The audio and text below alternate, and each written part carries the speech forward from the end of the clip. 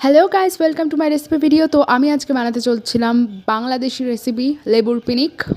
অনেক দিন ধরেই বানানোর ইচ্ছা ছিল, তো আজকে সুযোগ হয়েও গেল। প্রথমেই একটা লেবু নিয়ে নিলাম, সেটাকে ধুয়ে নিয়েছিলাম। তারপরে এই যে গোল গোল করে পাতলা পাতলা স্লাইস করে কেটে নিয়েছিলাম। তারপর একটা প্লেটের ওপর সাজিয়ে রেখেছিলাম। তার উপর প্রথমেই দিয়ে দিলাম লঙ্কা গুঁড়ো। তারপরে তার উপর দিয়ে দিয়েছিলাম প্রথমে সাধারণ লবণ, যেটা বাড়িতে খাওয়া হয়। তার উপরে দিয়ে দিয়েছিলাম বিট লবণ ছড়িয়ে। তারপর একটা কাঁচা লঙ্কা স্লাইস করে প্রত্যেকটা লেবুর ওপর দিয়ে দিয়েছিলাম সাজিয়ে। তারপর দিয়ে দিয়েছিলাম হালকা চিনি তার উপর দিয়ে। আর তারপর দিয়ে দিয়েছিলাম চিলি সস। তোমরা এটা না থাকলে কাসুন্দিও ব্যবহার করতে পারো, ওটা দিয়েও টেস্ট লাগে।